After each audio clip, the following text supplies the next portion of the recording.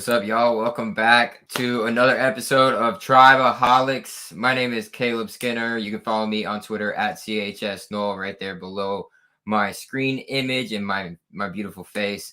With me, as always, are my co-host, Ben Stana, down there on the bottom. You can follow him at Twitter at Ben_Stana.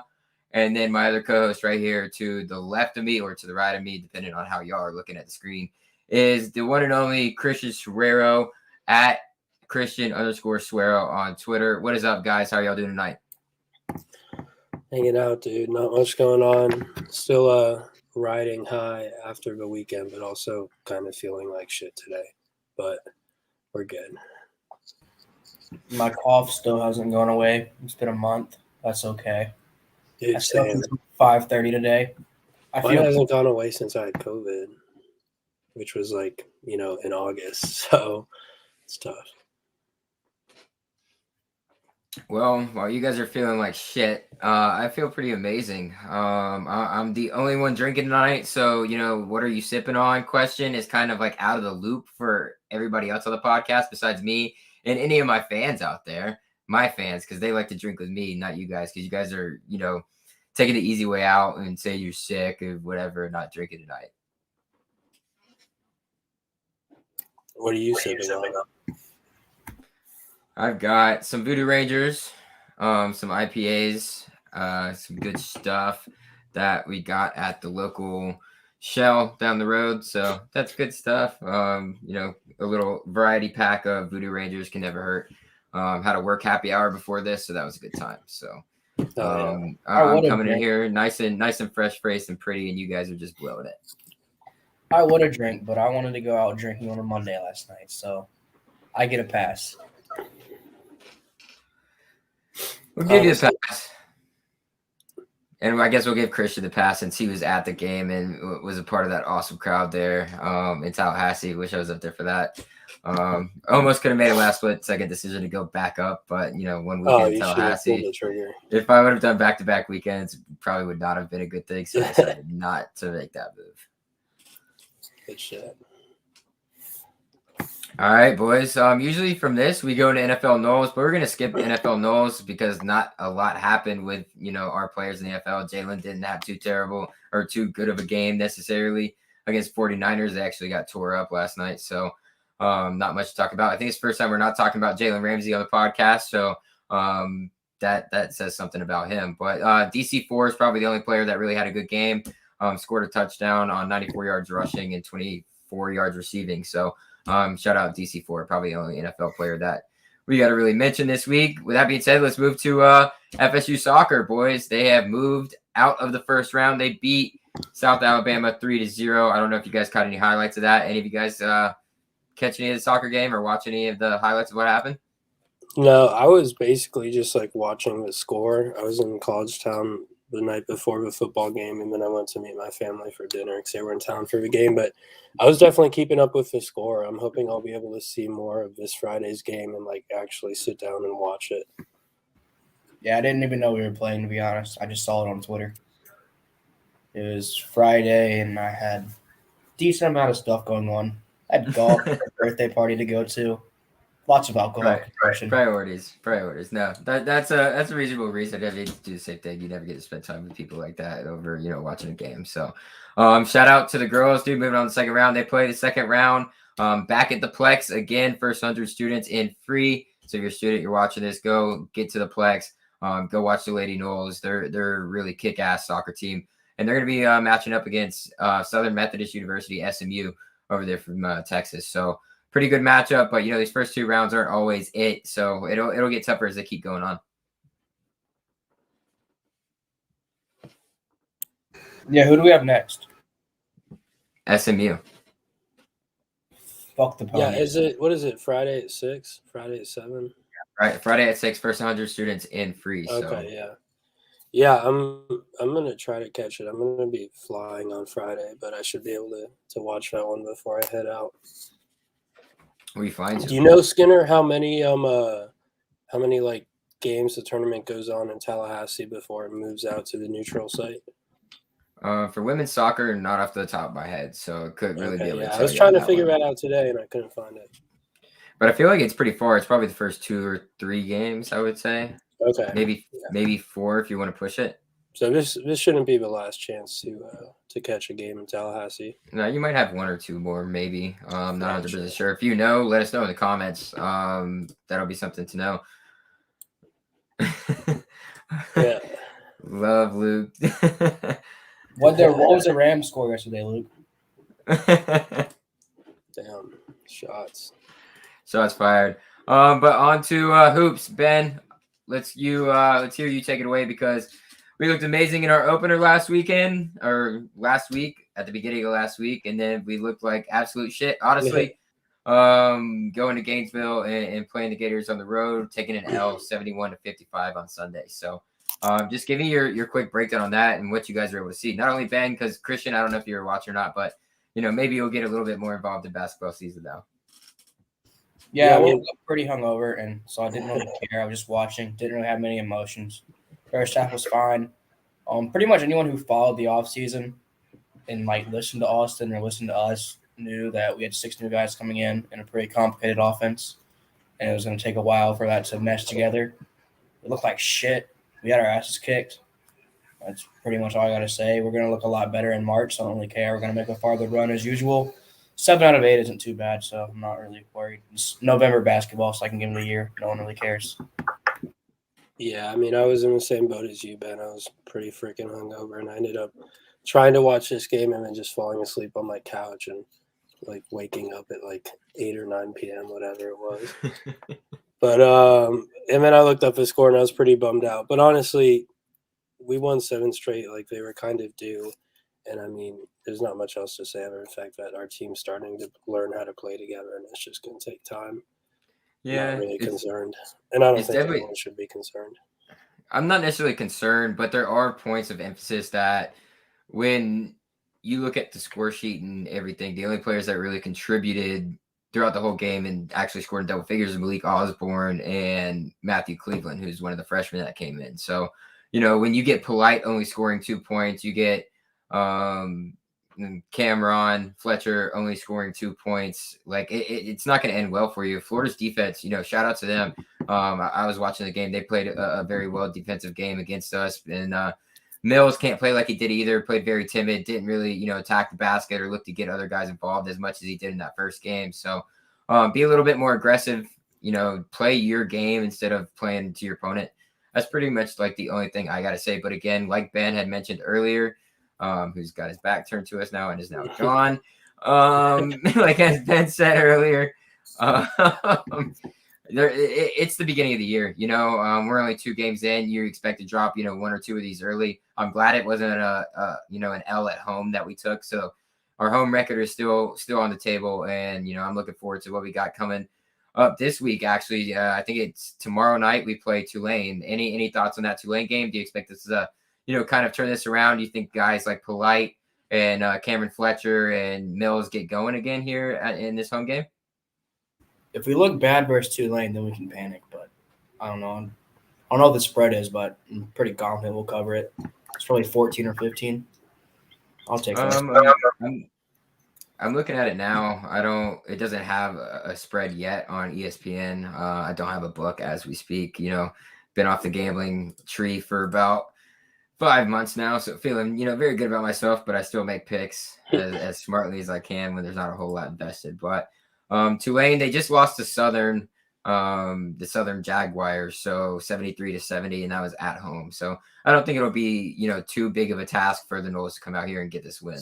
So yeah, we're favored by 18, and I mean, Ben, you said you expected it to be around 14. I feel like part of that is just, I mean, they know how we are at home versus how we are on the road, and I mean, our home versus road record has been a big storyline the last few years when we've been veteran, and that comes even more into play now that you've got a young team and a team that's learning to play together. So it makes sense. I'd like to see us cover there, but I'm not gonna make a prediction on that or lock it up or anything.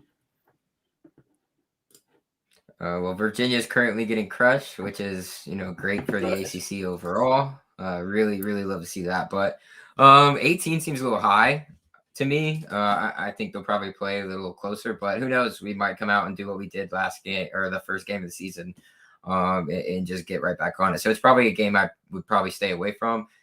Maybe look at team totals, see what that kind of looks like, if you want to dig a little bit deeper. But any betting advice on that game, Ben? I don't know. Don't know how your team matches up. The over or under is gonna hit. It's not gonna push. I can promise that. Yeah, I wouldn't say the over under. I was saying look at team totals. Maybe bet the Knowles team total. If it's in at 77 or something like that. It Maybe doesn't go have ahead a and bet. team total yet on my book that I'm looking at. It'll probably come out in the morning. If it's under 70, take it. Take it over if it's under 70. Yeah. Yeah, I would like that a lot too. But that's pretty much for hoops. You don't have anything else to say about that, Ben? Thought you'd be a little long-winded about your hoops. You wanted to make it like the longest segment of the whole entire night. You don't feel like doing that anymore? Well, we lost, so I don't have much to say. We lost, yeah. Damn, man. Don't let the Gators shut you up, man. I traded the loss for the win on Saturday, so I'm content. That's a good trade. I was content. It's a good trade. I would take that trade every time.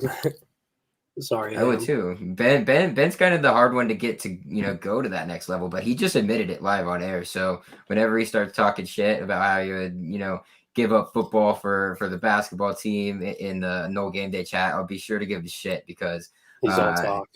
He's all talk, and then he gets to the pod. He gets on live, and then he doesn't want to say the same thing. So, well, let me explain because the Miami game for football had so much implications for like recruiting and stuff. In this game, we'll get into it. I'm just giving you shit right now. I'm just giving you shit right now. Don't even bring us in. All right, go ahead. Bring it. The Florida game doesn't affect seeding much. It's not going to affect ACC standings. It's not going to affect how we do in March. It doesn't really affect anything. The Miami game affected a lot. Well, that sounds like a good segue to me.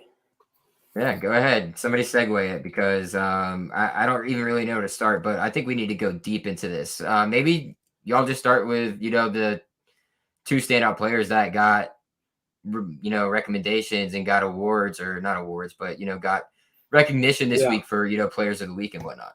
Yeah, for sure.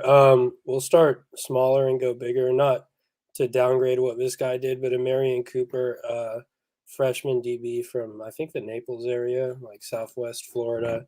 He had an awesome game. He had an interception. I think he allowed 2 receptions on 9 targets. Had an interception, had like 3 or 4 passes broken up. He went and was nominated for the ACC Defensive Back of the Week and a separate award, the ACC Rookie of the Week. He was co-nominated for that. So super impressive. I mean, we have seen him coming onto the scene since the Clemson game when he had his first interception there, and he hasn't looked back since then. So it's been pretty cool to see. And obviously the one that everyone is talking about, rightfully so, is Jermaine Johnson. He won the Bednarik. You guys know how to say that? Yeah, you said it right. You nailed it. Bednarik. Yeah, Bednarik Player of the Week. He also got the ACC Defensive Lineman of the Week, and he got the Senior Bowl Defensive Player of the Week. If there's any more defensive awards out there, he should have won those too. He got robbed if he didn't win those last week. I mean, he was just absolutely freaking dominant. I mean, the dude, everyone saw the stat going around that in the history of FSU, Miami had more tackles for loss than any other player. That was 5 tackles for loss. 3 of those were sacks, 7 tackles overall, plus 2 assist tackles, like half tackles. So, I mean, just absolutely freaking dominant. And not only that, but had them in big moments too, like the tackle on Miami's second to last drive, and then, the forced fumble and all that. So just absolutely nuts night from him. I mean, I'll ask you guys this. I asked this on Twitter. I was like, when was the last time we saw an FSU player have as dominant of a game as he did? And most of the answers were either Dalvin in 2016 against Miami or DeMarcus Walker against the Gators in 2016 , but nothing. Versus Miami his freshman year. Yeah, well, not his freshman year. It Same was shit. Who'd you say? Jalen versus Miami. When he just dominated the whole game. That was all the way back in 2014. It was his sophomore year, not his freshman year. Yeah. So that's that. You have to go even farther back for that one. I mean, it was just fucking nuts out there. It was literally like a grown man playing amongst children. It was insane. And I mean, you could All see right, it so in the let's stadium. talk You about could these see it. two because I mean these two guys just absolutely dominated and then they're Yeah. both on the defensive end, the defensive side of the ball, right? So Yeah. that is something we have been on everybody about on this podcast. Is it's been one guy from week to week, and I mean mainly pointing out probably some certain guys, number 7 on the defense, which obviously could be pointed out again this last game, but right now we're talking about guys who are making an impact, the guys who care, the guys who really give a shit about what they're doing. And Jermaine Johnson, obviously, we all know that what comes with him, but huge shout out to Amarion Cooper, his first start as a true freshman. Duke Yeah. Cooper, true freshman, first ever start in college football. Yeah, he's been getting playing time recently, but he started this game and is probably going up against some pretty damn good wide receivers, especially when you have Rambo as the number 1 overall guy. Held him in check for pretty much most of the night. So a lot going on there. Well, I mean, I know Brownlee was probably on him instead of Cooper, but Cooper was targeted 8 times in that game. Is that what you said, Christian?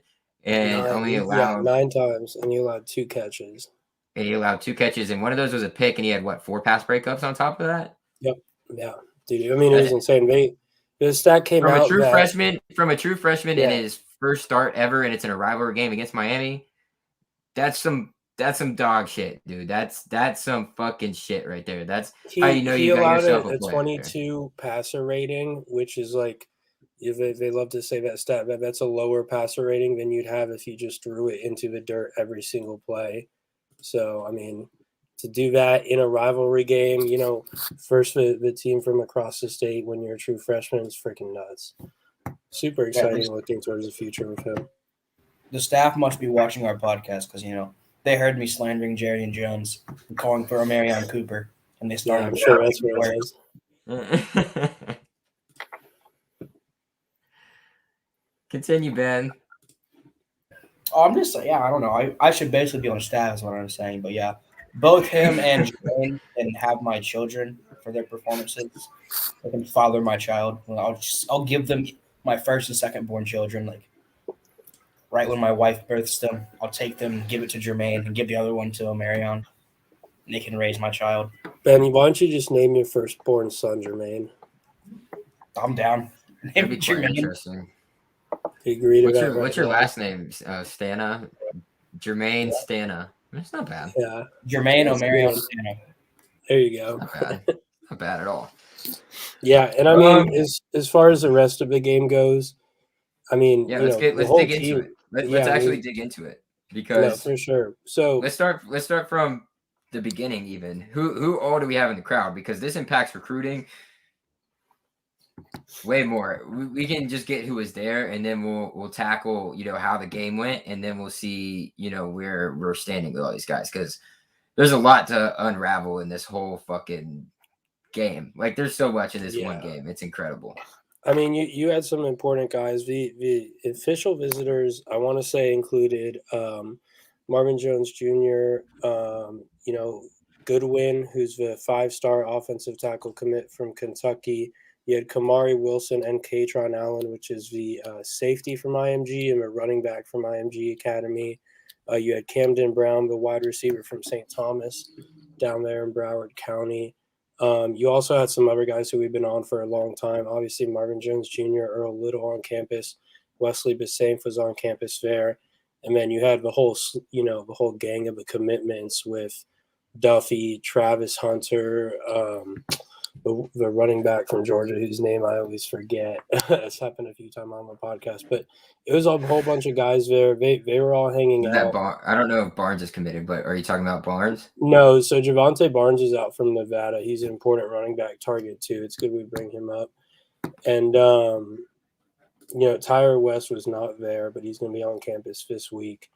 But I mean, the most important part was that they all had a good ass time. And the thing is, all these guys had been to FSU before. Like, they'd heard Norvell's coaching pitch. They've partied with the FSU players. They've been on long extended visits. So like, there's not really anything new there. But the difference between this time and over the summer and Notre Dame is that they actually got to see what the coaches are preaching to them come to life by us winning like a huge game on the field, especially in a clutch moment. So I mean, that was the biggest part of this visit that's going to separate it for all these guys from the rest of the times they've been to town.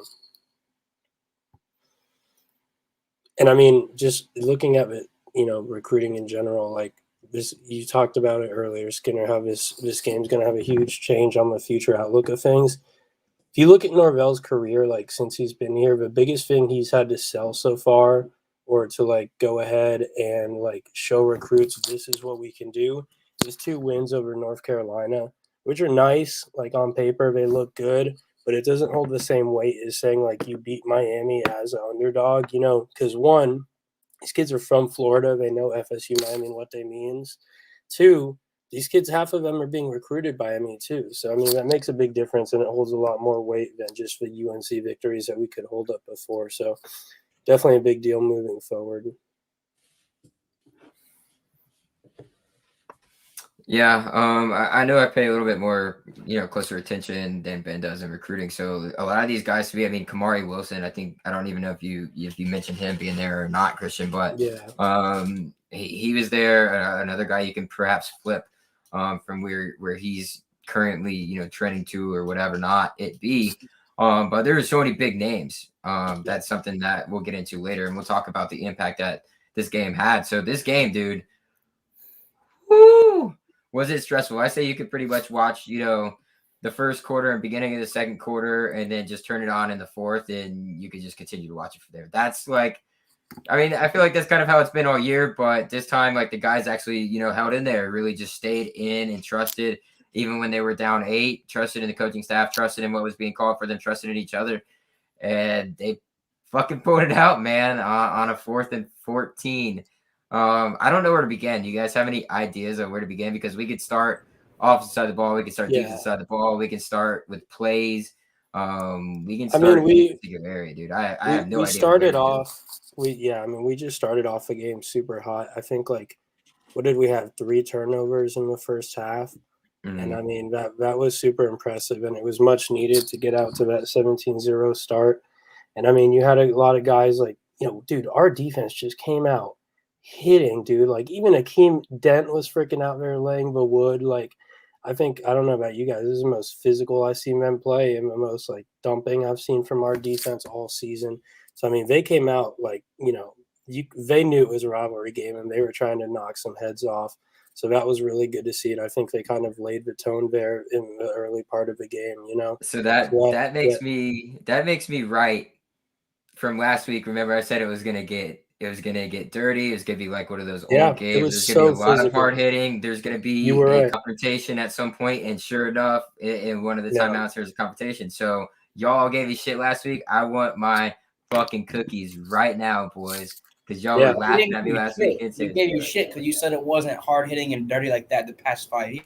Because it hasn't been, not like this, dude. This was like I do think this one was definitely more physical. It was more physical, more amped up. Last year, like you go back to like 15, 16. I'm telling you, in like man, just let him be 17, 18, and 19. I was watching dudes from the stands help Miami players off the ground. I agree with what you're saying, dude. I didn't see that once in both the times that I watched this game. So talking about that like physicality, especially on defense, we brought that a lot harder than they did. Like they were not bringing it the way that our defense was when they were, had their defense out there on the field. So that was awesome to see. And I mean, sidebar, it just shows how Miami's all talk. They're even going out there after the third quarter, after they've been getting like physically pounded into the ground all game. But anyways, we started off 17-0, ended up, what was it, 20-7 at halftime or something like that, 20-3. It's still one of those games though where it's like it's Florida State and Miami. So I just kind of knew it was going to come down to the end and like they were going to get back into it. Like I never really thought we were just going to run away with it. I mean, I've been to every FSU Miami game since 2015, and that's like the only times that it didn't come down to scoring the literal last minute to win the game was the last 2 years, which was Taggart's firing year in the game that Norvell didn't even get to go to. So that kind of makes sense. But like every single one other than those was literally decided with less than a minute on the clock. So that's just what I agree with you there, but What's that? I agree with you there, but we had plenty of chances to put it away. So there are a couple things that there is still to sure up. Yeah. But let's just focus on that first half, because that's Yeah. probably the best half of football that I've seen Florida State play as a whole. I know the second half and being able to resiliently, stand your ground on the defensive side of the ball and make plays when plays needed to be made. Yeah. That's big too. But I think, all together, that first half was pretty damn solid by the Noles, especially on the defense side. And that's something that Yeah. I've wanted to point out, because Amari Cooper got that pick. Jamie Robinson getting in there and just taking the ball away from one of their receivers is huge. I forget what the other one was. Was it a fumble? Was that the Jermaine forced a fumble? The Jermaine forced fumble. So that's when that was too. So most inspired play I've seen from a while, just in one quarter of a game from a Florida State team, and probably since 2016 or before. Very inspired play. Really wanted to go out here and win this one. So they've played up to that potential at times against other teams, but not like consistently like they were in the first half of this game. It was pretty intense there on the defense side of the ball, getting after Van Dyke, which is what we ultimately said they needed to do. Yeah, they did it, dude. And I don't know what that kid or what his deal is, like what he was expecting, but he was caught off guard by it. Like he even said after the game, one, he was caught off guard by the crowd, and he was caught off guard by how physical we were, which I guess that's what happens when you're from like Connecticut and playing in the FSU Miami game, but whatever. Like I feel like we rattled him, and he did bounce back nicely and like put up some points for them, even if some of it was lucky in the second half. So, there is that, but I wasn't impressed by him. Like if we want to take a moment to talk about what we think about Van Dyke, because we did say in the preview podcast that, Miami had beat us the last 4 years with kind of like transfer QBs, fill-ins, backups, like that type of thing. And they really actually thought they had their guy this year, like someone that could be a long-term guy for them. And he ends up being the one who looks soft and ends up blowing it and has a bunch of crucial mistakes. So Well, I think did you guys have any like lasting like thoughts on him from the game? I just think go ahead, Ben. My favorite part was when he took a 3-step drop to spike the football at the last play of the game.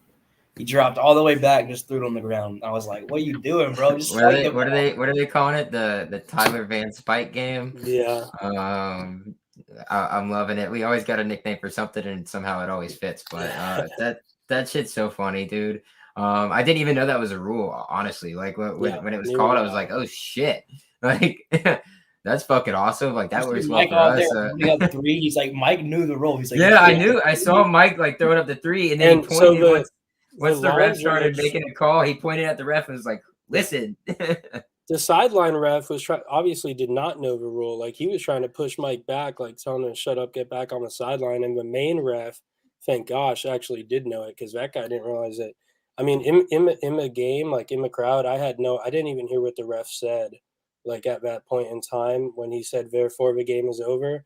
And I didn't know like what the reason was, but I just know like it absolutely exploded. So, and then the clock showed 0, Knowles wins. So I was like, I guess, okay. If you say so. That was awesome. But going back to what we were talking with Matthew last week, your brother Christian, and a part of the Canes media. Yeah. He's part of Rivals, the Canes site for Rivals, but he was talking a whole lot about being able to burn the Seminoles, and he was right. There's one way you're able to do that, and that's beating us deeper over the middle, which is something we have been bad against all year. Yeah. And that's where Van Dyke has kind of been successful up to this point in the season, right?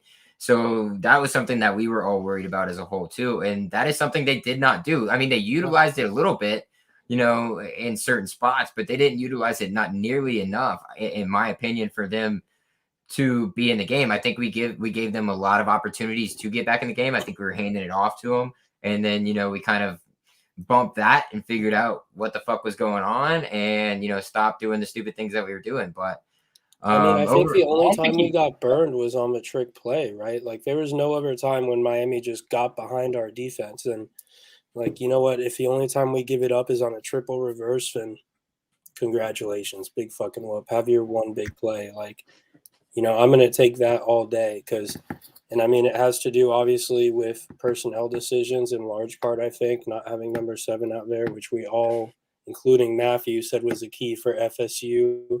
on defense before the game, and we were replacing him with Cooper. So I was extremely excited to just not see, except for the trick play, Miami guys running wide open at any point in this game.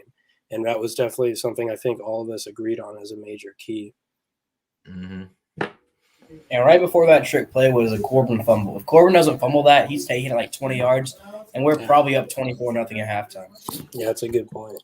I mean, that's a great point because I was like, shit. That's the one thing we did not need to do is turn the ball over, and that's something that's kind of been our Achilles heel at some points is turn the ball over. You know, whether that's McKenzie fumbling at the 1 a few weeks ago, or just Corbin dropping that ball. I was like, here we go, like put them in perfect position. But the defense stayed solid and did what they were supposed to do.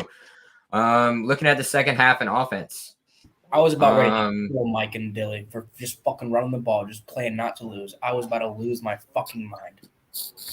It tends to be a trend, right? It tends to be a trend. We see that a lot. If we're up at halftime, that amount, we kind of play the game out, try and slow it down, try and do this. But then the offense becomes kind of in lull and doesn't really do a whole lot other than, what's necessarily supposed to be done, which allows a team back in, which is what we saw with Miami. Yeah, I mean, part of it is taking what they're giving you, which our success in the beginning of the game came from good field position, off the turnovers, and taking what Miami was giving us. If you heard Dillingham after the game, he said when Miami came out of halftime, they switched to like a different type of man where they were playing more zone before. And he said it took like us a few drives to adjust to that. Ended up being most of the third quarter for us to adjust to that.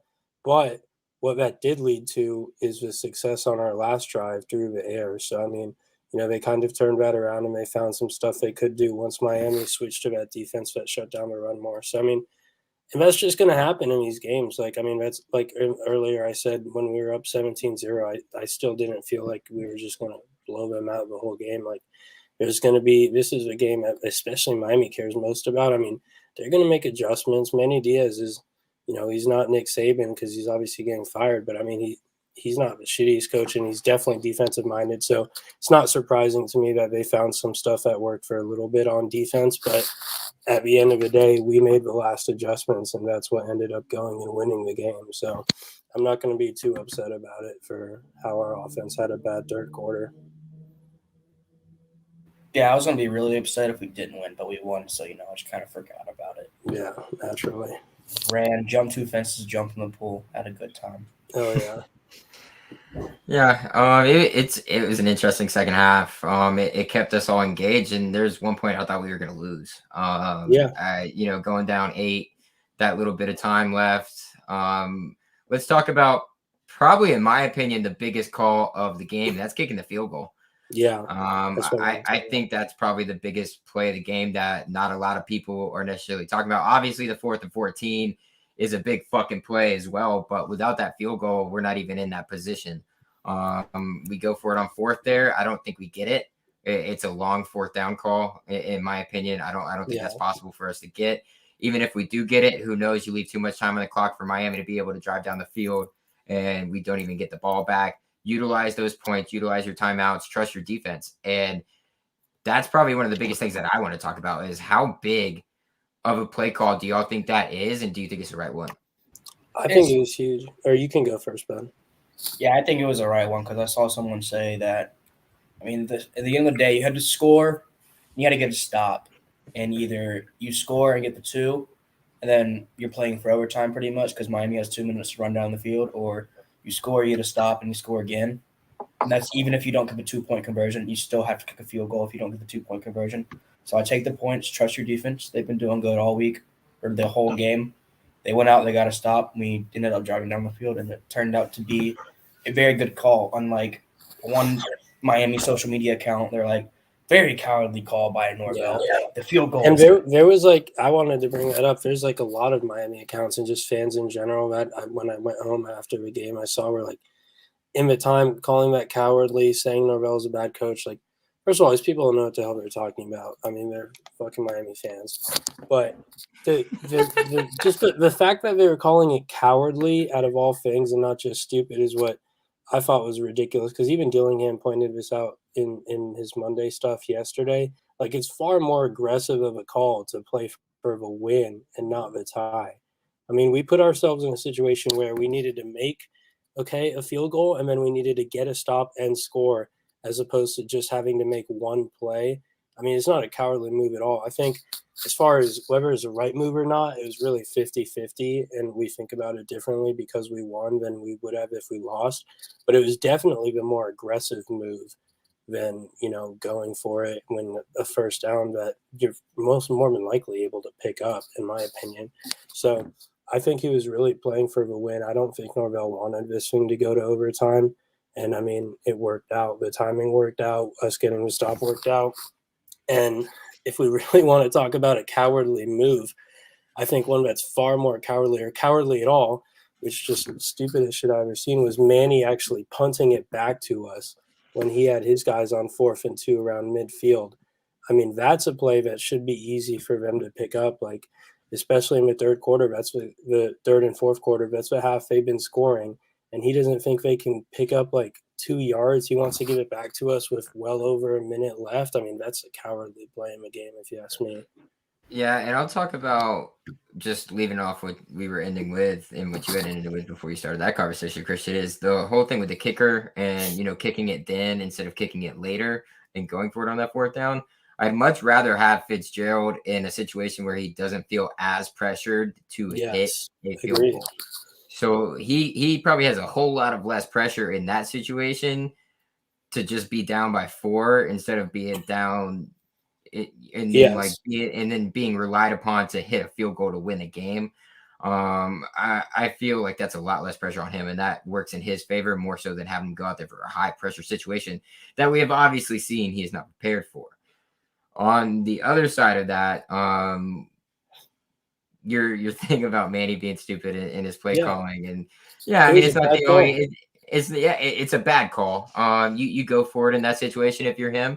But not only that, there's something he said after the game where he was like, when Florida State was on the goal line, they were just hoping that there would be a penalty or a fumble because we did it a couple weeks ago or a few weeks ago when McKenzie was in the game or something like that. And I was just like, dude, first off, no matter who the quarterback is in the game and how many times they've turned it over in the red zone, you don't play that just to get a penalty or get a fumble. Yeah. What do you you're not even a head coach at that point. Like I could give you better. I could give you better advice as a head coach, as a fan, than Manny Diaz can as a head coach of a D1 program like Miami. Dude, if I was a Miami fan, I would be absolutely like irate, losing my shit over like the two things we just said. One, the fact that he punted, and two, the fact that they forced us to run like a minute off the clock from 6 inches out. Like first one, they gave us 3 plays. Like it took us 3 times from a 6-inch line to score. And after the first play, Manny couldn't decide if he wanted to call a timeout or not. He wastes 20 seconds off the clock while we're running it down and then calls the timeout. I mean, it's so damn bad. It was so dysfunctional. And I mean, if you're Miami there, you need to let FSU score on the first play. Reminds you a little bit of Willie. Yeah, it was so bad. I was going to say one thing. I actually disagree with y'all on Manny's decision to punt. Whoa, why?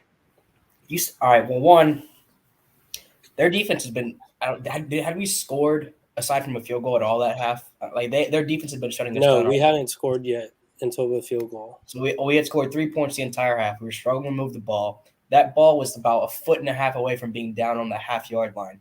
If you got the opportunity to make us drive 75 yards down the line, or at minimum, or you're looking at maybe 98, 99, the way your defense is playing, I think you do it. Because if we don't have that explosive play to Ja'Kai Douglas, that dime, we're not. Yeah, but I understand the logistics and the numbers and everything for that, but it's a rivalry game. It's Miami, Florida State. Like you go for that. Mike went for it in a stupid situation, and like I was like, "Fuck, Mike, why'd you go for it?" But he went for it anyway. So like it if our D line wasn't good, I think he would have gone for it. But he knows we know they're gonna run the ball. You got probably arguably the best defensive end in the country, the best player in the country. You got a really good fucking defensive line. You know they're gonna run the ball. So unless you're pulling up some like little quick play action bootleg, I think you punt it. You make them drive down the field. And you make them go a distance with a minute to beat you. Ben, so if you look at ESPN has like the win probability graphs for games, like the line graph of who's more likely to win at any given point in the game. If you look at that on the decision where they punted it instead of went for it, Miami went from 89% chance to win to 82% chance to win, which is like, as far as one play in a game goes, that's like a huge swing. Like usually you won't see a swing of more than like 2 or 3 percentages per play. I mean, like it was objectively the wrong decision. Like if they get it there, they put the game away, and odds are you always end up getting that. So I see what you're saying, and as far as them almost pinning us at the one, that's on us. I mean, I don't understand why we didn't catch that ball. We just got extremely freaking lucky that it rolled into the end zone and that the guy like didn't catch up to it in time. But I mean, in reality, it was a stupid call by Manny. It lowered their chance to win significantly, and their chances never went back after that point. I'm about to look it up on this college football fourth down bot now. Do it. I'm gonna be intrigued to see the distance. But yeah, I mean, that's how it played out. We won. We ended that pointless 4-game streak to Miami. One thing I do like to point out is that we had the 7-game win streak against Miami. Obviously, in that time, we got a natty and we got 3 ACC championships. Okay, and Miami fans will tell you, you know what, FSU was only winning then because we had Al Golden, because we had Randy Shannon, because the U was bad. Bullshit. We were winning fucking championships. We're winning natties, ACCs. Look at the 4-game win streak of Miami over Florida State. Okay, Miami, the best appearance in that year was losing the ACC championship by 30 points to Clemson. Okay, I mean, it was a pointless streak. They didn't do shit with it, and it's not going to happen again. I mean, this was their best chance in a long fucking time to compete with Florida State, and they blew it. Because this was the last year we're going to have a talent advantage over us. I mean, the guys we're bringing in now, Travis Hunter, Sam McCall, AJ Duffy, potentially Marvin Jones Jr., potentially Wesley Besainth, and whatever transfers we go find, potentially Tyre West now from the Georgia flip. I mean, Miami's not going to have a talent advantage over us anymore like they have, and this was really their last chance. They're about to go into a spiral. They're going to deal with what we dealt with when we fired Taggart in the early signing period area, where the recruiting classes are going to be fucked up for 3 years. They're not going to have an athletic director to freaking attract a new coach. I mean, these guys are fucked. These guys are so screwed. This was their last freaking chance to beat FSU for probably half a decade, and they completely blew it due to freaking retarded bad coaching calls by Manny Diaz. Fuck good for them. Off, baby. Good for you, Miami. You fucking idiots on your 4-game win streak. You didn't do shit with it, but fuck for you, man. Seriously though, that was their last chance. That was their last freaking chance to beat us for a long time. Go the fuck. We didn't even finish talking about the game, and Christian just got to fuck you, Miami rant. I fucking love that, dude. Let's go. That's awesome. That is so fucking awesome. So I found the bot thing. Going back to the punting. Y'all are right. You're supposed to go for it. The recommendation is very strong to go for it. The win percentage increases by 7.2%. There's a 73%, 89 to 82. You get it. You're going to get it 73% of the time. And if you get it, your win percentage increases to 93. If you punt, your win percentage is now 82. So it's an 11-point swing between punting and getting it. So I guess analytically, being that my major, I guess I have to agree that you have to go for it. After you disagreed. But fucking love it, Christian. We're gonna talk more about that because there's so much to fucking unravel with this game. But let's talk about the ending. The drive of all drives that let us down. Well, not really the drive of all drives. It was just kind of one play that pretty much defined that whole drive as a whole. And that's the 4th and 14 down call where I have probably seen the best pass. I've seen the best pass I've ever seen thrown by Jordan Travis, and a hell of a clean all hands catch where you can hear the fucking pop when it hits his hands in that stadium for first down. I thought it was a touchdown at first because I was just losing my mind, but ended up being a first down and Travis punching it in, to score. Probably the most emotion I've seen from Travis since he's been at Florida State. Him just coming out of that pile and just giving a like let's fucking go type deal, and just being super pumped about the whole thing. That whole sequence, dude, let's talk about it because that shit was off the chain. And I don't even, those are definitely, the 4th and 14 is the one everyone's going to remember, like rightfully so. The play was so sick. But I mean, the pass to Ja'Kai for 56 yards on the first play of the drive was so sexy. I mean, talk about stepping up into the pocket, throwing the ball, the receiver breaking. And he was open. he was saying, don't drop it, don't drop it. Yes. And the way Ja'Kai broke open right as the ball was showing up there and used his speed to pull away from whoever that was from Miami is chef's kiss. I mean, so nice. He almost did drop it. Did you see that one picture? Which one? You see the picture of him when he caught the ball, and I think it was Ontario Wilson was doing the chop behind him, when he caught the ball for touchdown. You gotta send me and the ball is literally right between Ja'Kai's arms, and it's almost about to fall through. So when he was saying don't drop it, I was like, that motherfucker was dead ass serious not to drop that ball because he almost dropped it. Yeah, it's funny. I mean, it was such an awesome play, and Doak exploded on the 4th and 14, but it was just another explosion when he broke open right as he caught it. The place started rocking, legitimately rocking. It was awesome. And then, I mean, obviously we're gonna get to it. The 4th and 14 was unbelievable. I mean, it's the way that, and I've never seen Travis made a pass like this. You said it, Skinner. I mean, the way that he had a clean ass pocket, more clean than I've seen FSU have in 5 years. I have never seen him plant his back foot as hard as he has ever planted his back foot and just fired that fucking pigskin just right on there. A wire. It was on sex. A wire. It was sex. I will literally say it was sex because and then the way that Parchment, he's covered there, and then he cuts in, and all of a sudden he cuts in, and they don't trace him in, they don't follow him in. And he's wide open with fucking 5 Miami defenders all within 6 feet of him, but he's wide open, catches it, turns towards the goal line. Oh my gosh, I can't. Dude, you could hear how quiet it was just by him catching the ball. Yeah, because you could hear it hit his hands. That's insane. I have never everything went from complete silence to the pop of it, him catching it, and then just fucking explosion of noise. I have never heard anything like that in my life. Yeah, I'm just glad people are starting to realize that Travis is the QB of the future for the next 2 years. I've been saying it for a couple of weeks. Oh, have you now? No. Go get a transfer. I've said it. Go get a transfer. We'll have a transfer sit behind Travis. Ben's been on the same page as I have been the last few weeks. He's saying let him sit behind Travis, bring in a transfer. Same thing. Yeah. I mean, it was awesome. Duffy, just Travis to Parsons. That's all I want. Without question, the 2 best throws of his career on that drive. I mean, I can't think of that. He doesn't make that throw last year. Yeah, that's on development.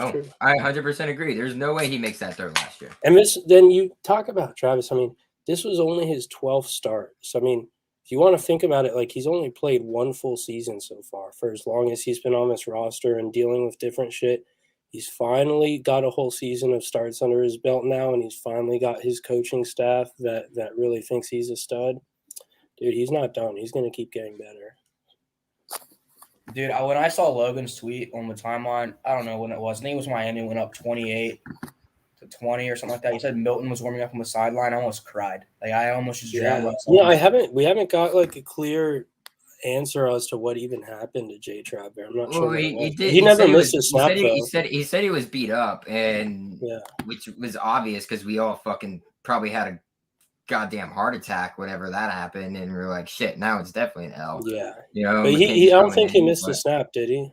No, I mean, I think he maybe he didn't. I mean, McKenzie never came in, like Ben was saying. McKenzie never came in. He went right back to the locker room. Defense held enough to be able to get him back. So it was like that feeling after we saw JJ Constantino versus Houston, and then Sean McGuire came back in with the cast, and we have life. We got a shot. Mm-hmm.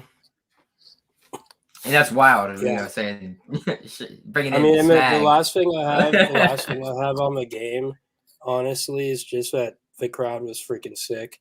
I mean, for my opinion, it was a better crowd than the Notre Dame game. It had more people than the Notre Dame game, according to like the official. But it was close announcement. to 72,000. Was Yeah, what was Notre Dame game only had like 68. So, I mean, Yeah. it was good. It was freaking loud in that fourth quarter. It was really good the whole game, but it definitely took a next step in the fourth quarter. And I think what set the tone for it getting really loud was the weird incident at midfield where Miami, they're all talk, dude. I mean, they were all show at midfield because once we came out there, dancing on they the backed off. logo and But shit, bro. First off, yeah, you don't man, do they're that, and so you think we're soft. not. You think we're really not gonna react? Like, But when that happened, I know did you hear people what were saying Norvell they said didn't. about it? Yeah, Norvell said he was pumped about it. He said that was Norvell said sick. he was Like, glad to be a part of something like that. He was yeah, like, yeah. but he was like, But also, the I crowd love had the a way our big players reaction reacted when to that it. happened. Yeah, but the crowd had a big reaction when that happened, and I think like that bumped up the energy and just kind of carried it into the fourth quarter through to the end of the game, and then after the game, people stayed for a long time, which Dude, was there was pretty people that cool. came back in, right? I don't know. I don't think There's that like anyone I left. saw there was like a whole rush of people that like came back in, like, and I don't there's know about pictures that. being Yeah, taken. It was crazy. There's like a yeah, I'm bunch of not people on the sure. field afterwards. I don't know if it was just like a recruiting Well, event. they did do an event afterwards, which I think they do this usually on the last game of the year, where they let like boosters go onto the field just to walk around and take it in. So it might have been that, but yeah, that made my last thing on the game was just the crowd was amazing. The crowd I was think one of my favorite parts was, I don't know if you had service or if your phone was there, but me and Chris or Caleb were just watching on TV in the Tribaholics little text chat, and we were just sending unlegible letters in caps, just spamming shit. I didn't know what to funny. say. I didn't see that. When did I do that? Oh, maybe your phone was dead too. But I don't know who I was texting, but I was just texting people, just like, Oh no, I was in the group chat texted. yeah, we were just texting random shit or like Yeah, random I was- letters. I was fucking losing it, dude. Like, hey, all right, let's talk about that. That's a good way to converse into our next topic. What does this do for us moving forward, boys? Not only this year, because there's obviously implications for this year, but moving ahead, we had tons of guys attend this game and future recruiting classes, which we read their names a little bit earlier, but we're about to go over them a little bit deeper here. So, where does this leave us in this year and heading into the future? Because for me, it meant a lot. Yes, dude, so much. I mean, I gave my thoughts already, kind of jumped ahead to it there, where I think Miami's heading and where we're heading. But I mean, that's really all I'll say about that. As far as recruiting, I do think it's a big deal, and I mean, we can get into that more if you guys are ready. But I mean, it rivaled the Notre Dame game weekend as far as recruiting goes, in my opinion. A certain linebacker is now in the class. Tyre West is going to end up flipping from Georgia. Yeah, recruits actually think like players are buying in, recruits are buying in what the staff's selling. There's 3 programs in Florida that are relevant in college football, and only one of them is trending up. Yep. So yeah, it could have been all 3 trending down. Maybe Miami slightly trending up a little bit if they would have won 4 straight, but yeah, we're far and ahead in a better spot than any other program in the state right There's now. no doubt about it. I love all the Miami fans are trying to be like, "Oh, you guys did us a favor, you fired our athletic director. Like, congratulations! Now you're gonna make your 8th shitty hire in a row." Yeah, exactly. We didn't do them a favor because for me, it's 2 things. One, but like I said it before, but they're not going to hire anyone worthwhile because no one worthwhile wants to go to that school because that school is so fun. You can't compete with like the big time of college football. But I mean, on top of that, like I also said, like it puts you back so far in recruiting to be firing a coach right now, especially this late in the cycle. Like that's why you saw LSU doing it earlier. That's why you saw TCU doing it earlier. That's why Washington already did it. USC did it freaking like LSU. 3 weeks into the year. Yeah. That's the reason schools are doing it earlier and earlier. And if Miami does it, which I'm not even convinced that they fire Manny, I think it's probably more likely than anything that he stays. But if they do it, it's going to be really late. But I would bet you that he stays. I bet you he's there next year. I think you clean The house. guy Like I was going to bring in on the show was saying that AD wasn't supposed to be let go before Manny, but then it got out. So the reason, let me explain. The reason I think that Manny stays next year, And I could be wrong here, and if I'm wrong, it's because Miami's stupid. But the smartest thing for them to do, which you never know if they're going to make that decision because they're Miami, the smartest thing for them to do, though, would be to bring Manny back for next year and let whoever comes in as their new AD fire Manny after next season. The reason I say that is, one, I mean, give me a second to explain it. AD I am. I'm just decisions shaking my and head. AD hires take months, dude. Like, that doesn't happen like in 2 weeks. And if they hire a freaking Did for athletic us. director in 2 weeks, we got an interim. If they go and hire an athletic director in 2 Who's weeks, now full dude, time. if they go and hire an athletic director in the next 2 weeks before like coach firing season is over, they're not going to get a legitimate person. Like, it's not going to happen. It doesn't matter if he's a Because legitimate person or not.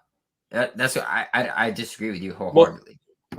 I'm not done yet, though. My point is, you need athletic directors. I think if they Don't keep want Manny, to that's come a into great jobs thing where for everybody else. ADs don't want to come into jobs where they can't pick their own coaches. Like, as You're pretty simple as much that. given the opportunity to be able to if you clean house if you're Miami. No, but Pick which coach you what I'm want. telling you is they're not going to have an athletic director in time to replace a new coach. The athletic How would they director not? They have hire, a if whole. they do, dude, I get what if you're they saying, do a proper athletic director search, that takes at least 2 months. Like, that but you happens know they're by not going February. to.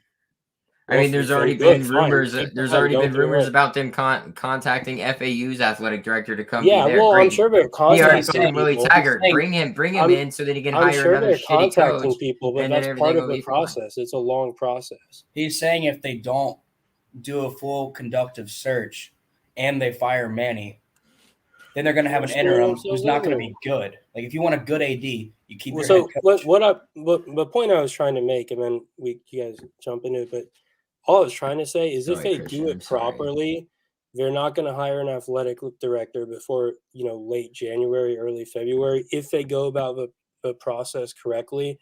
And at that point, it's too late to be firing your coach. And I mean, if they want to, fuck it up and rush it, then they can hire an athletic director next week, and I'll be like, you know what, Miami rushed it. Good for them. They screwed the pooch again. So It's not that either I way don't think works you're for right. me. It's just that I Yeah. don't think that's probably the best move for him. Because I think you're right. I think they do keep Manny another year. Yeah. But I don't think that's the smartest option for them. I think they can go get a below average coach that might not be, live up to the Miami name, or have the name to live up What name is to that? be able to be the head coach. But like, I don't know. That's what I'm saying. They can't get a guy to go away from Penn State like Franklin. They can't get a guy like Matt Campbell. They're not going to get those type of guys. But like, you I look would at love like both of them somebody. in Miami. You look at somebody like, I don't know, like a Tulane or a Temple, or I mean, Tulane's not good, but like a Temple or something like that. And I know that's what Miami did, is just pulled Manny Diaz away from Temple. But I mean, Manny Diaz should have been at Temple for a couple years before he was the head coach of Miami. Yeah, Ultimately, you know what? But they just rushed the whole process and try to get themselves ahead. So if they're smart, they're going to take from the lower ranks and try and build this thing and give that coach time, instead of trying to rush their shit. That's what's best for Miami. They're not going to do that, though. It's not Miami's way. They're going to go for a home run hire who's not going to end up being a home run hire, just like every other coach that they've had. Just like every other thing has been happening. Unless this AD changes things. And the only way the AD gets to change things is by firing Manny, being done with it, and then just moving on from there. So I disagree with you. I think they both get fired. I think they just start all over and move their way up. Yeah, and if that happens, I think it'll be a worse. I mean, look at their recruiting class, for example. They're at 61, and it's almost December. It's almost early National Signing Day. Yep. Yeah, and I mean, and if they fire Manny, they might not get 5 to stick. There's like a million straight period. They're not going to. I guarantee you, a guy from like a ULM or like a team like that would do better recruiting than Manny Diaz is doing right now. Yeah, fucking Terry would be better than Manny Diaz. Yeah, I think there's obviously, it could play out any number of ways. It could, there's a different like million things that could happen. What I am pretty confident about is that anyone that they hire, I mean, they're not going to fucking scare me. Like, who can Miami hire that would legitimately concern you? No one. I mean, for my mind. Nobody that they're going to hire. There's not a single one. It's because I don't think that job is about the coach. You know, you could have any coach in there. I think that job is set up to fail regardless of who the coach is. That's what it comes down to for me. They could get Cristobal, or like that's the only guy that would slightly concern me. But I don't think it wouldn't bother me because Miami has no fans. But he's not going to support, no money. Anything Miami can pay, Oregon can double, and Oregon has better fan support, better facilities. I really think you're on crack to think he would go there. And still, if he went there, I still wouldn't be too scared. Like, I mean, he's still the coach at Miami. He's not going to do as well as he can do at Oregon because Miami is not Oregon. They don't have what Oregon has. They can't compete at that level. Correct. You know? Cristobal smart. Agree. I don't 5 or 6 years, then goes to Bama. I don't even think it's an option. Honestly, for him, like that shouldn't even be an option. You don't even. Why are you even? You're wasting your efforts, your money, your resources, all for nothing. Because you're not going to get they don't have too many of those things, so they should stop wasting them. So enough about Miami. Let's get back to us. What does this win do for us, boys? Moving ahead towards the future. What does it do for us? Immediate future right now in terms of a bowl, because we got 2 games left. We got to beat BC and we got to beat Florida, BC on the road, and Florida on the road as well, back-to-back weeks. So a lot going on there. So what's it do for that immediate future if this is a trend in the right direction? And what does this do in terms of recruiting down the line too? And then you could take that recruiting angle from both sides. Say we lose to Florida, we beat Miami, say we beat both. So I'll let y'all take it from there. Yeah, I think we lose to Boston College on Saturday. I'll say that. Dude, Boston College is good. I mean, it's not impossible. And I mean, you're going up to a sleepy noon game, a cold-ass game where there's not going to be a lot of fans there when you're coming off a Miami game. You know, we heard good things out of practice today from, like, all the media reports and the Norvell interviews, but you never know. Boston College has an NFL quarterback, so I definitely think we should compete with them. But, I mean, there's a lot of things to like about Boston College right now. They're a pretty good team. They're a much better coach team than Miami. Jeff Hafley's a really good coach, I think. I would not. It'll be interesting. I think, you know, I still think it's a long shot to make a bowl. Like, I don't have math on this, but I'd say probably 35% chance you make a bowl and, you know, 65% chance you don't make a bowl this year. What I'm interested to ask you guys, and I mean, try to be objective about this. It's hard for me to do too, but like, say if I told you we're definitely going 1-1, we're going to finish season with 5 wins. Which one out of Boston College and Florida do you think we won, and which one do you think we lose? I would say probably which one's going to be harder game is basically what I'm asking. I think BC will be harder. Just say Boston College, just because Dan Mullen is uninvested. He's basically quit, and the players have already quit. Yeah, I'm probably leaning towards that, honestly. And Boston College has a stud quarterback, which Florida does not have a stud quarterback. So, Boston College is also not a team that plays up or down to their opponents. They really play you know, their own type of ball, because they're win or lose, that's what they're going to do. And usually teams like that present a problem with us. They're not trying to build around a certain set. They're not trying to build around a certain quarterback, which, you know, has obviously been successful for us. But I mean, you look at what Clemson's doing, trying to build around UCLA, and it's just and UNC building around Howell and trying to make it a deep threat team, a running, or not a running gun, but just a gunslinger's offense. So Florida is, like you said, Christian, Mullen's pretty much checked out, it seems. I mean, you give up 52 points to friggin' Sanford. That's a pretty big problem. Like even when we played Jacksonville State and we lost, they were celebrating. We only gave up 17 points. You know, like I'll take a loss like that probably over winning a game when you let another team to win 52 points. I know it hurts more when you take an L, especially to a team like that, but I think I'd rather do that and have it be like a building block for your team than you win 70-52 against an FCS team and y'all are in the locker room celebrating. Yeah, I mean, I think it was super weird that they were celebrating. I'd take the win over the loss, but I think the important part here is that happened to us early in the season and we started getting better. This is Florida getting worse as the season goes on. And, you know, this has happened to them at the end of the year. There's no signs of them getting better. You know, like we've literally been opposite trajectories as the year goes, however you would do it. Like, I mean, we're totally on different paths. So I agree with you guys also. I think Boston College is probably going to be tougher. I know that people around UF were disappointed that it's a noon game because I guess they're like not super, confident on what type of crowd they're going to have, if that's really going to be a tough environment for Well, us I'll to be go there. into and play to. You'll be there? Yeah, I I'll be mean, I there. thought about it, but I'm not going to be able to make it. But I mean, damn, UF could lose to Missouri. If we win versus Boston College, UF loses to Missouri. Both of us go into that game with 5 wins, and that game becomes a battle for who's going to get to a bowl. Someone's going to make a You gotta bowl, go. someone's not. You gotta go. Yeah, That's why I'm I'd thinking rather about it, but it's probably not Florida going to win happen. this week, so they don't really have anything to play for. Because if they're 5-5, they might have a little bit to care about. That's fair. I'd That's rather what we they both lose be this at. week to set up the stakes. Yeah, Or yeah, we'd be at that's what 5 and he's saying. 6, and they'd be what? Yeah, same record. We'd have the same record. If 5 we and won 6. this week So and they lost this week, we'd have the same record.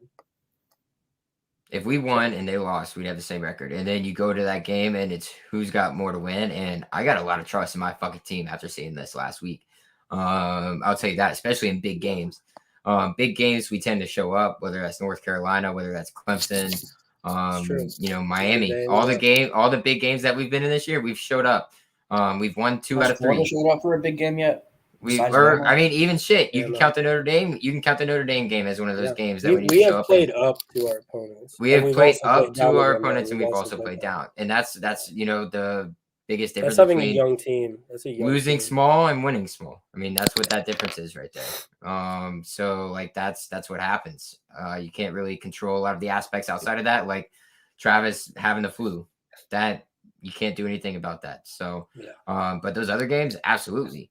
But looking at recruiting, man, all these guys, I was just imagining it today, Christian and Ben, and I was looking at the guys that were there.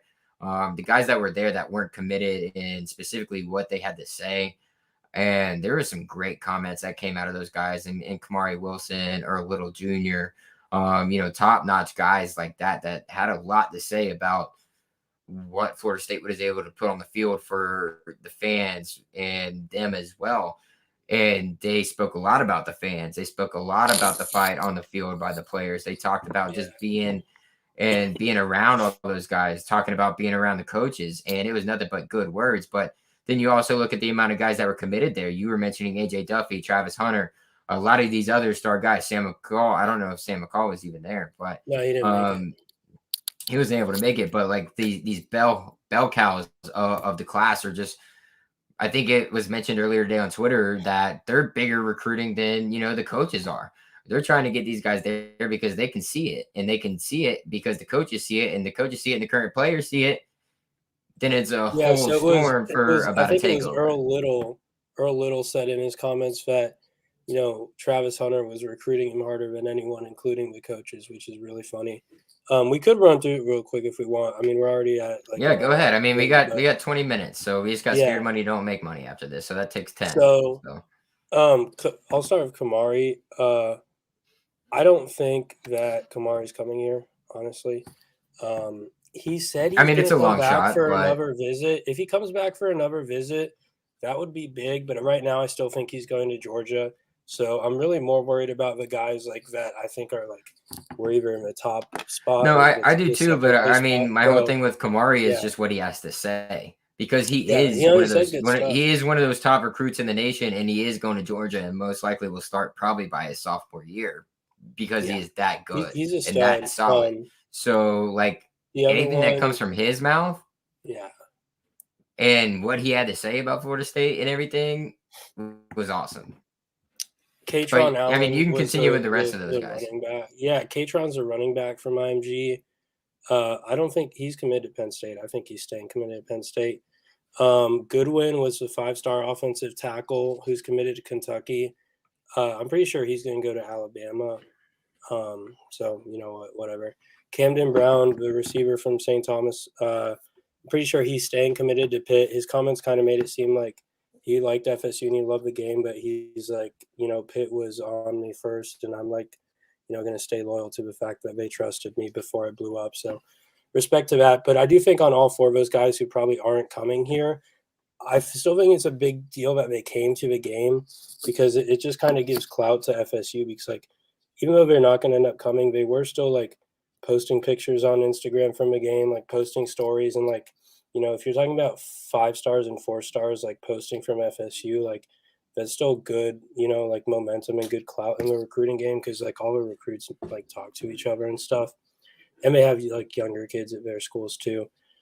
As far as the guys who might come here, dude, to start, obviously the biggest one in I mean, Marvin Jones can I Jr. talk about Duffy's Yeah, Duffy's do it. IG Yeah, story? do it. Well, Duffy's like in the stands, posting FSU stuff the whole game, like in the stadium at the beginning, and then like at the end when everything's going on, he like cameras over to the right side, and there's Travis Hunter with just a girl on his back, and he's just chopping it up, loving it. So I just want to put that out there now. Travis Hunter ain't going nowhere. Dude is locked in, and he loves this place so much. Yeah, he's sick. I mean, he's If absolutely. we weren't so shit, I feel good about Marvin Jones Jr. I think we're gonna need Bama to lose to Arkansas, then Auburn, then Georgia, and then That's a hot topic conversation because I think it's going to be a lot closer than we all think. well, my You Bama know guys what? are For feeling me, really I good. feel like I'm feeling less confident on Marvin Jones Jr. than most people are. I think. I agree. I just like most people are feeling good about him, and we have a reason to feel good about him. Like even Steve Wiltfong, from the director of recruiting for 247 Sports, said he thinks we're in the lead for him. For me, though, I've just always got the feeling, like just from hearing his comments, that he seems like he wants to make his own path, and is like he's like always shows love to FSU because he grew up FSU kid, but he like wants to kind of be separate from his dad and make his own path. And on top of that, Bama is Alabama and Georgia is Georgia. Yeah, So but I feel like it's more I so going to be Bama or Georgia, in my opinion. It's Bama or I us. I don't think Georgia's in it, to be honest. I get that. I don't think Georgia's in it either. I Well, completely Georgia's agree with getting you. an official visit next week, so I That's think fine. they're You can take definitely. It's official just visits. That's courtesy. what you do as a recruit. That's what you do. No, You take your I official think they're visit. in it. Yeah, that's just my opinion. They're probably Also, in we it. can It's probably kiss Earl Little Jr. goodbye. He is not coming here. Who? Got from Earl Little Jr. or a little. Well, there I disagree. I feel better He- about him than I do. He's a Marvin lock to Bama. I've got information on that. He is not coming here, and he is recruiting that one guy that people think is going to scare him off. He is a lock to that class. Which is I fine. thought he was a solid. Why hasn't Which he is committed fine yet? because we didn't think we even had a shot with her little until he showed up this weekend. So like, Why hasn't he committed yet, Ben? I don't know. I heard he's a silent though. Yeah, I don't think that's the case. yeah, you I know mean, how many I times know we've been you caught heard up on from- silence before, Ben? Yeah. I Tony feel like Mitchell, he very well could end up at Alabama, but I think right now it's still a neck and neck race with us and them. We've had a million silence, silent commits that we never ended up getting. So I don't want Yeah, but when it's a silent to any fucking Bama, talk about silence. Yeah, I a just silent to it's Bama is just different not. than a silent to FSU. Yeah, I disagree. I mean, it's just I'm not. It is what it is. I don't think a it's neck silent and neck commit with us and them. is necessarily even what I want on my team. So like I could give a fuck less about a silent commit or not. That's just my take on it. But So we also had Wesley back Bissaint back from back Army to the Marvin Central. Jones thing, Okay. just real quick. Yeah. I think you have a reason to believe Georgia's in it. I think there's a reason to believe that, Christian. I think your top 3 are probably Georgia, Florida State, and Alabama for Marvin Jones. I agree. Yeah. But I think it ultimately comes down to Florida State and Alabama. Georgia's not in You're that picture. probably right. Georgia's Yeah, not in that picture, in my opinion. I think we've shown him a lot. I think Jermaine Johnson and Keir Thomas by themselves have shown him a lot of what he can do. And that goes back to what John Papuchis has been able to do with them, working as the defensive ends coach. And we are absolutely crushing it there. Not saying that we don't need to bring, maybe a defensive end in the portal, but Marvin Jones has a chance to start right away on the defensive end because it fits his style of play, which is very aggressive, much like Jermaine Johnson plays, and Jermaine Johnson's leaving.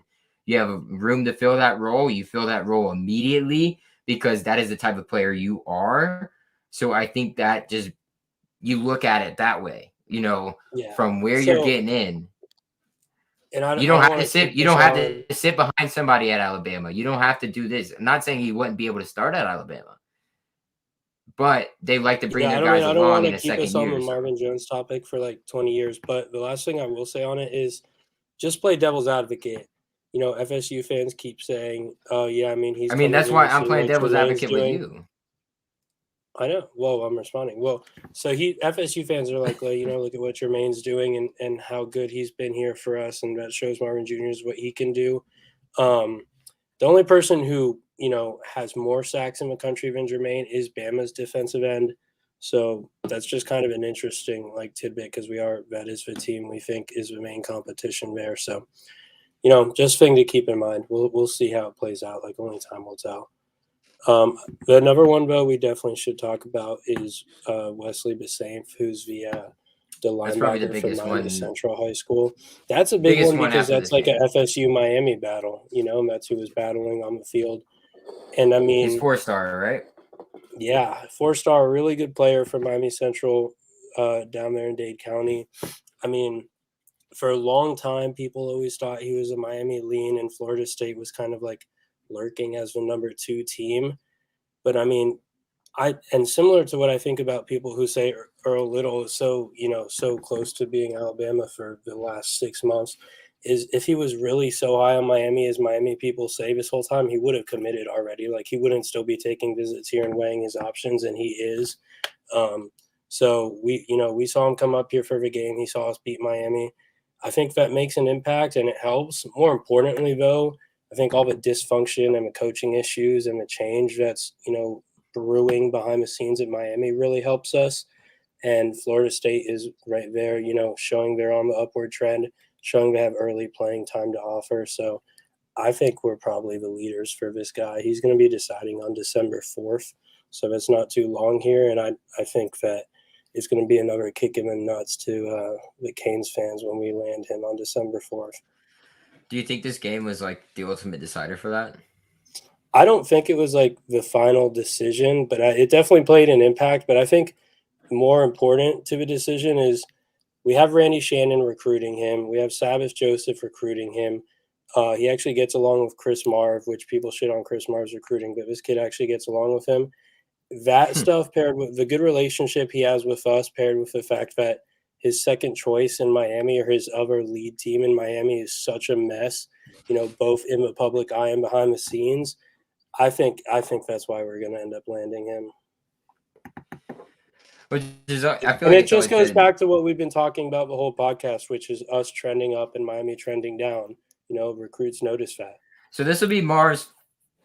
Damn it, dude. Marv, if you bring this dude in, all is fucking forgiven. I swear to God. I agree. Yes. I have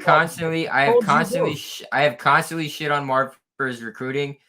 I have never shit on. Well, I shit on his coaching one pod, and then Ben put me in my fucking place for it because he is a good linebackers coach. Yeah. It's just we don't have depth there. We haven't had any, real playmakers in that area. This would and be then something. If Marv it would brings change the whole narrative about him. If Marv brings this thing in with this kid, all will be forgiven. I haven't had a 4-star linebacker in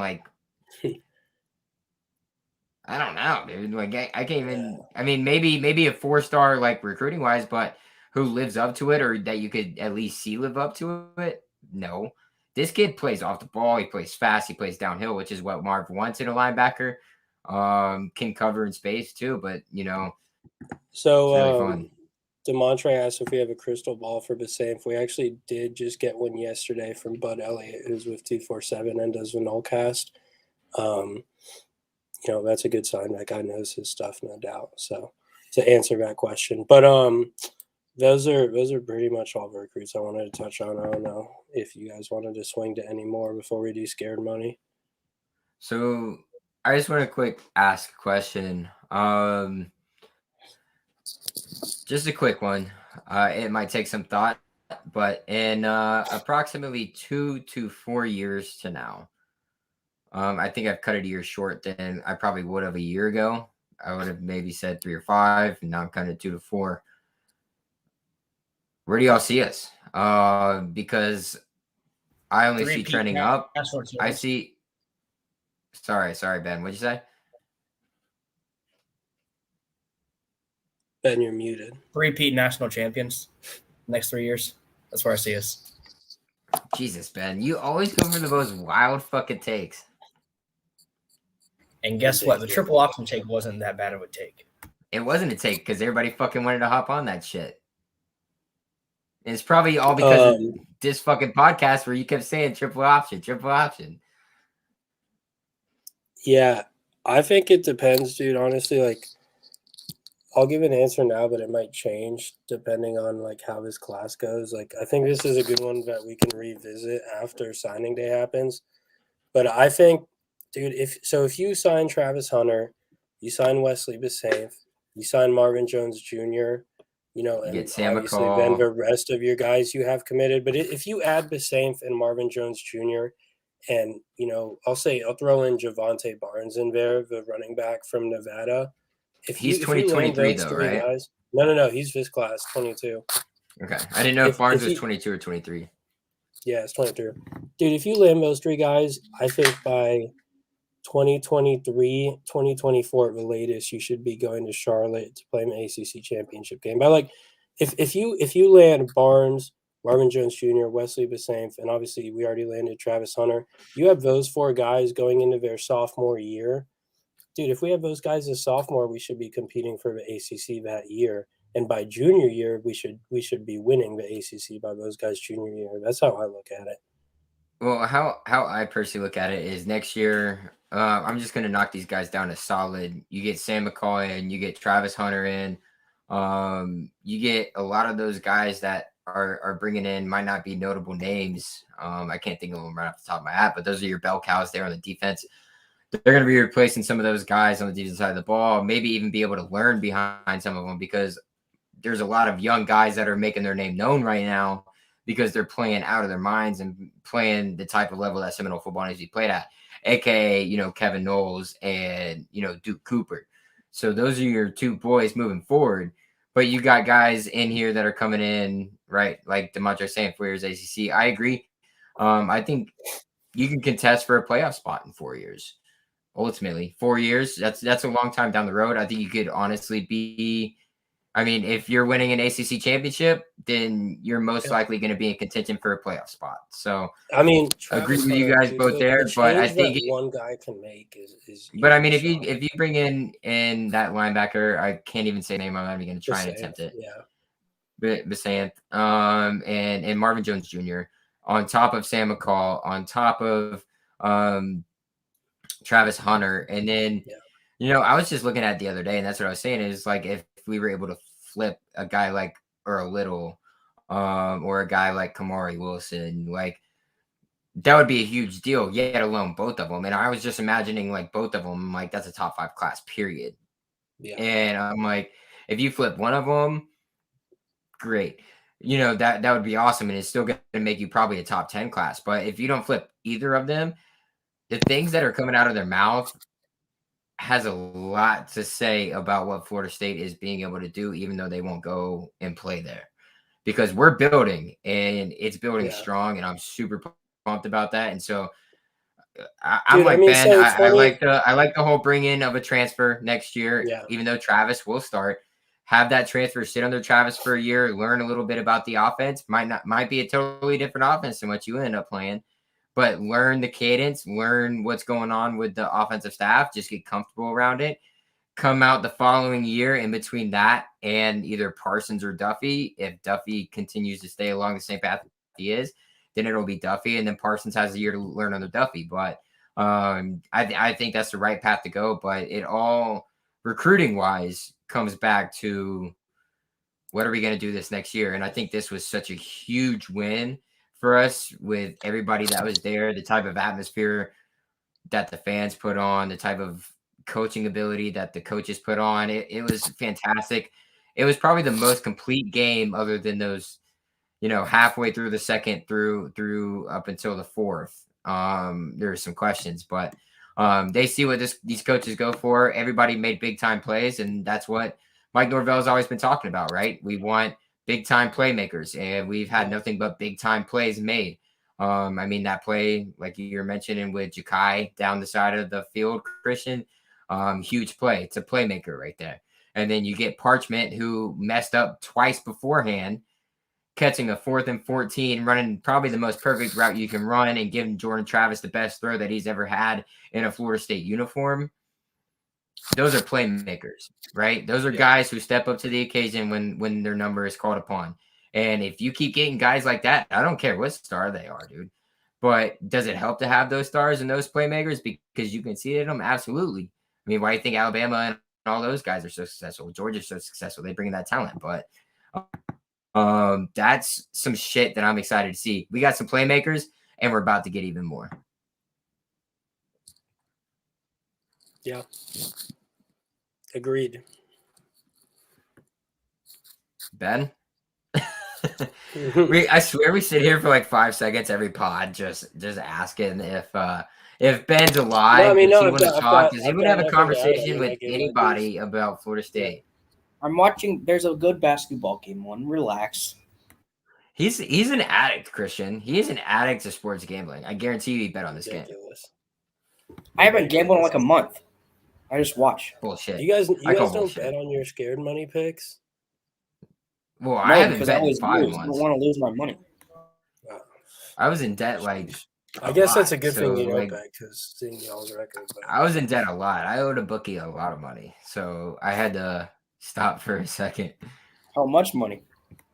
I don't even want to say it live on air. That's how much money. Like if it was a couple we don't grand, have to get into it. If it was a couple grand, I wouldn't a- be afraid to say that. But I That's don't a even good wanna talk about it. segue to scared money don't make money. I think. All right, scared money don't make money. Start Ben, giving some picks here. Ben, you got them lined up because I haven't even fucking looked at the games this week. You see, I thought you were gonna make fun of me for not looking at the games yet, but I am pulling up my site right now. You guys want me to make the first pick? Yeah, you got the first pick. All right. I'm gonna start with Clemson. I've got Clemson -3.5 playing at Wake Forest. Wake Forest lost that game a few weeks ago to North Carolina. They bounced back and beat NC State. I know they're still dealing with injuries on their defensive side of the ball, like especially their defensive backfield, their secondary. I just think Clemson's better than them. Drove the records out the door. Clemson's more talented team. It's at Clemson. I'm going to kind of think it's a similar game to when we played Clemson, and they pull it out by 3.5. So put me down for that. All right. I got mine. Yeah, I got mine too. I'm taking Don't mind that SMU pick. plus 11.5 at Cincy because I think Cincy's a bunch of frauds and they're fucking atrocious in the sport.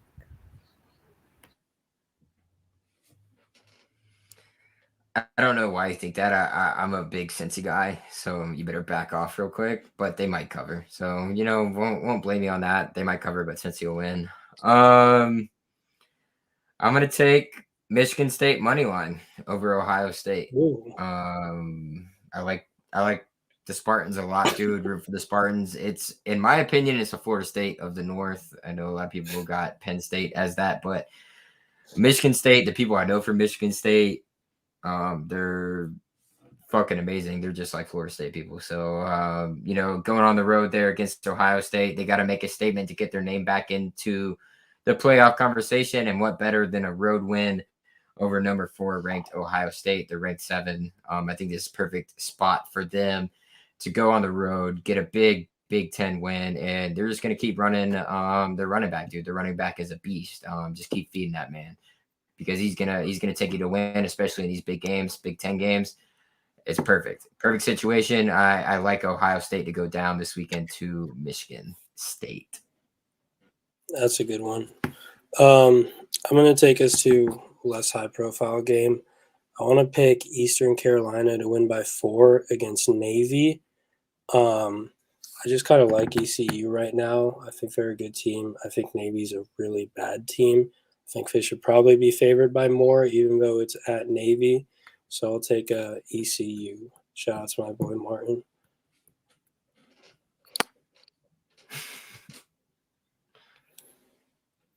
What do you got, Ben? Ben, you're muted.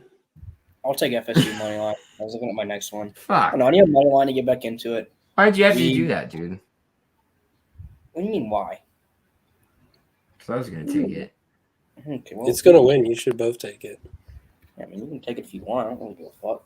Yeah, you got it, bro. Like, and just, I don't know. We killed them the last time we played them, and I think we're more talented, and we actually have a coach this time. So I'm feeling good. I'm feeling good. All right, Skinner. I know, dude. I'm still trying to figure it out because mine got taken. 1 second. It'll take me 2 seconds. All right. Well, let me throw my last one out there. The last one I'm gonna pick is under 60 points on Iowa State and Oklahoma. I don't like either of these offenses. Like, I'm not a Caleb Williams believer. I'm a Caleb Williams denier. And I don't like Iowa State's offense in general. I don't think either of these guys are going to put up a lot of points, mostly because we have our team and the game isn't going to force them to put up a lot of points. So give me under 60 in Iowa State, Oklahoma. All right, I got my second pick. Can I go ahead with my second pick? We do have a prediction about Ben picking FSU here. Yeah, that's bad. I don't know if I'm gonna that's true or take not. I'm gonna take Michigan on the road -15. I know it's above that 14 mark. I don't think Maryland's very good. Michigan already beat Michigan State this year. Could be a trap game for me. But I'm gonna take Michigan -15 on the road against Maryland. I like that pick. I think Tuwali is not very good. Too early. That's how you say it. I have no idea. All right, I gave all mine already, so Ben. Fun fact: I bet on us one time this year, and it was at the spread, and it was for Wake Forest. I took us, or it was Syracuse -5. Oof. So I bet on us one time. So it's not really an issue. No, my last one was Arkansas +21 at Bama. I don't know. Bill O'Brien sucks at his job. I can see a backdoor. 3 touchdowns is a lot to a decent offense. So we're gonna see what happens. My gut tells me Alabama is gonna cover, but I'm usually Always follow your gut, whenever I follow my gut, I lose. unless you're Ben. Yes. All right, I'm still searching for a minute. I'm also trying to delay my third pick because Chris is going to be joining us a little bit late. He has sent me a little, True. a little text. Yeah, he's coming in, but I'm still looking here. So we'll give him a little bit of time to walk in. Looking at these spreads. Ooh, I'm kind of Utah, surprised Oregon. none of us took this one. This Yeah. Missouri against Florida Gators this weekend. That Utah-Oregon game looks a little spicy. Ooh, little spice. Missouri +8.5 versus Florida. You could take Missouri money line. Yeah, Missouri money line's not. I can't decide. I'm gonna take Nebraska money line against Wisconsin. You're an idiot. Oh, what? Yeah, I'm going for back-to-back upsets. Dude, what? What? Since we have a second, what leads you to be more confident in that than Missouri money line against Florida? Just taking a shot in the dark here. Just thinking, Frost boys, they got it running a little bit. Who does Michigan play? Actually, fuck, I can't play. Michigan plays Maryland. Take that off the board. I don't want that. I already had it highlighted in red, by the way. Because Wisconsin never gives up. I mean, Florida has given up, or at least we think they have. Wisconsin. Shit. I don't know if I'm going to make it. I'm going to take BC -1.5. Okay.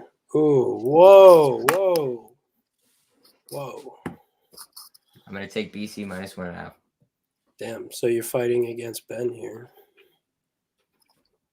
I'll gladly take this L because I'm going to be rooting on the Noles, but I don't know. It's one of those games. You're coming off a big win in a rivalry game, and then you've got a rivalry game immediately afterwards. This is potentially a hangover. I've already highlighted 2 of your picks wrong, so I'm just letting you know. Potentially a hangover on top of a look ahead. That's not something that I necessarily want to bet against.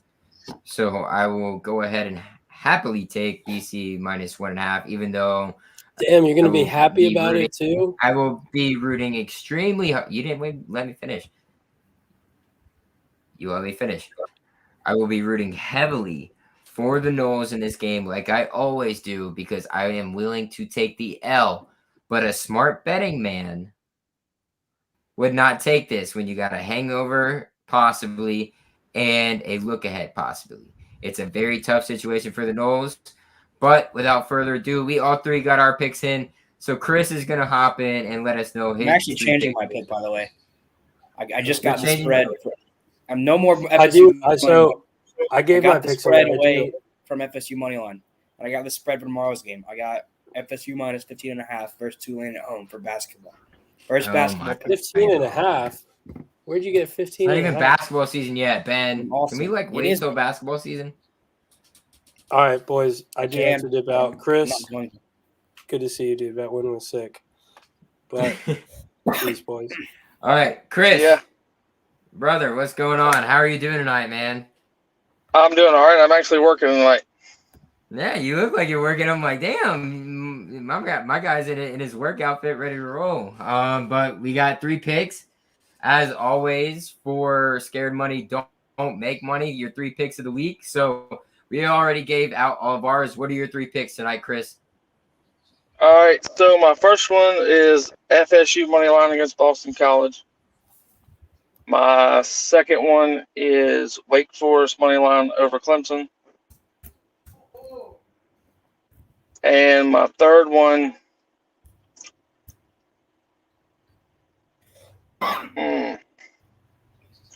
who is Miami playing this week? Virginia Tech, Are they favored?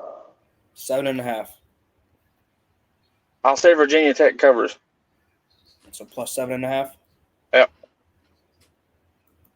Spicy. First time that Chris has come on the show and not given all money line picks. Yeah. I don't know what I did last week. I know that Ole Miss won and Florida State won. So I don't know how good I did last week other than that. Ben's got the NC records. State money line, but you had the other two hit. So you went 4-1. Caleb went 3-1. I went 2-1, and Christian went 2-1. Cool deal. Good stuff. Also, You got I'm putting yourself back Christian's- into the conversation, Chris. Christian's Michigan State money line is already, or Chris's and Caleb's Christian. Oh my God, Caleb's Michigan State money line is already highlighted as incorrect. So, No, they're gonna get a W. Well, Chris, what do y'all think about? What do y'all think about? Was there any of y'all at the game versus Miami? Christian was, but we were not. Christian Play was, electric. he absolutely loved the atmosphere. He said it was probably the loudest he has ever been to. I think Caleb throws up on me. Oh, he said it was the loudest he had ever been to in a Florida State game in his life. He said there was more people there than there was at the Notre Dame game. The fans showed so much, especially like after they, the teams met at half field right there by the logo. He said that it just re-energized the crowd to a whole nother level. So he really enjoyed it, man. I wish I was there for it. Yeah, y'all gonna have to next year get there a little bit more. I don't know if y'all got to come to a game or not. No, I'll be able to join. Being able to get my season tickets and everything next year. Been saving up some money to be able to do that, start a new job and everything. So I'll be up there a lot more often than I have been. And I don't know about Ben. Ben's a struggling college student out there. I'm poor. Yeah, like we you all won't used. always be poor. Trust me. Yeah. I hope No, not. we all after college you all make money no matter what you do, and you figure it out and you start living life and it's a great time. But Chris, man, thank you for joining us as always. Even while you're working, man, that's commitment right there. We really appreciate you, buddy. No problem, man. Y'all have a good one. Yes, sir. All right, Ben. Looks like it's me and you winding it up tonight. Christian had to scoot out. He's got some business to attend to. But what a great talk, man. We got FSU Hoops tomorrow, which is super exciting. I know you and I both will be turning into that. I'm sure Christian will be at the game since he's got season tickets. Hopefully, Do you even know what so he channel? can- Is it NCC Network? so I he can assume. start- NCC Network Extra? usually do that. We gotta line up something. We gotta line up a Discord. We gotta get something going. I think we got enough people out there that like to talk about the things that we like to talk about just as fans. So just talk a We should little bit of start, shit. It's what we do.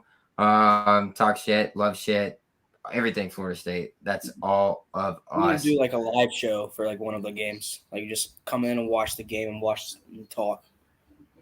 Yes, sir. But yeah, but then you got copyright shit, and you can't be copyrighted, Ben. I've already been cut off from that Well, one no, time. like we come in and we watch the game. We don't put it on the TV, but we just sit and Oh, watch. just like a live watch? Oh, yeah. I Yeah, could people definitely can do come that.